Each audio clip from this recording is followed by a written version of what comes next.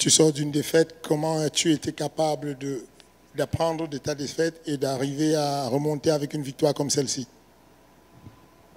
Euh, les défaites, beaucoup sur les défaites.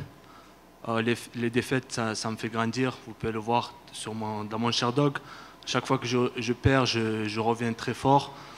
Et voilà, la dernière défaite que j'ai eue, j'ai énormément appris dessus avec mon équipe, le MMA Factory, mon coach, Fernand Lopez, mes frères, Daguir, Ibrahim, tout le staff, quoi. On a travaillé beaucoup sur les petits détails, sur les erreurs et ça a marché.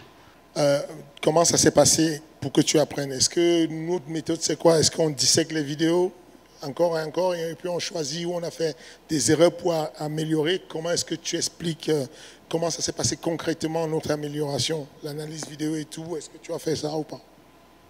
C'est les analyses vidéo.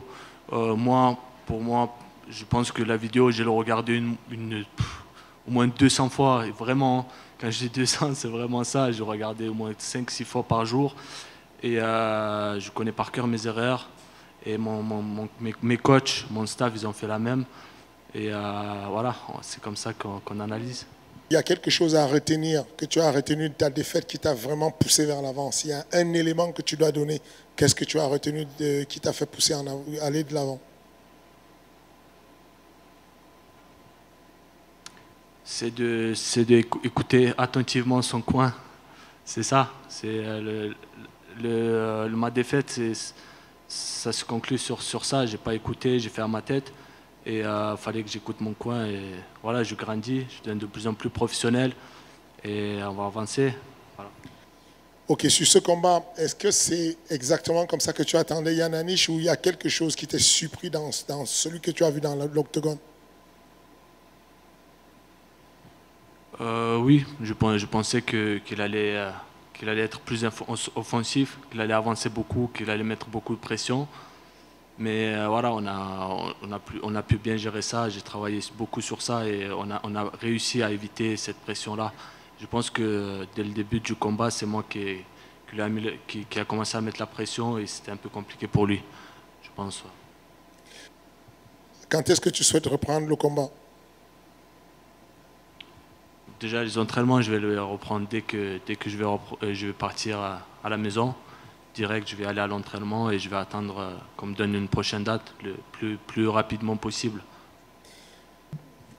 Tu vas encore regarder ce combat 200 fois? Un peu moins quand même. Je l'ai gagné, donc... Est-ce qu'il y a quelqu'un qui te vient en tête que tu as envie d'affronter prochainement? Prochainement, pas tout de suite, mais je vais un top, peu importe, un top 15. Aujourd'hui, on m'a donné un top 20. Et avançons, j'ai envie d'avancer, donc j'espère qu'on va me donner un top 15 ou un top 10, pourquoi pas. Est-ce que tu souhaites que ton prochain combat soit devant une foule, devant une grande foule, avec beaucoup de monde ou pas? Carrément, carrément, le public, ça me motive beaucoup.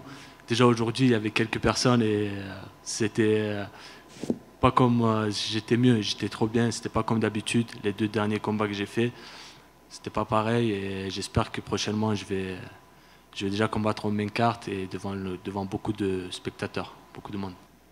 C'était quoi le game plan?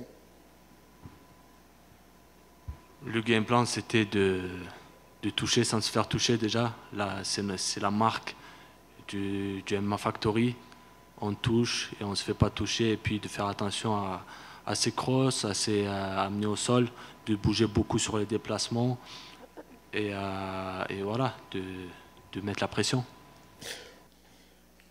Parlant du MMA Factory, parlant de la France et tout, il y a Sirigan qui combat bientôt pour la ceinture, Alan Bodo qui a fait un bon début de combat l'autre fois, toi qui viens de gagner, qu'est-ce que tu peux nous dire sur le MMA français, le MMA du MMA Factory, qu'est-ce que tu peux dire dessus?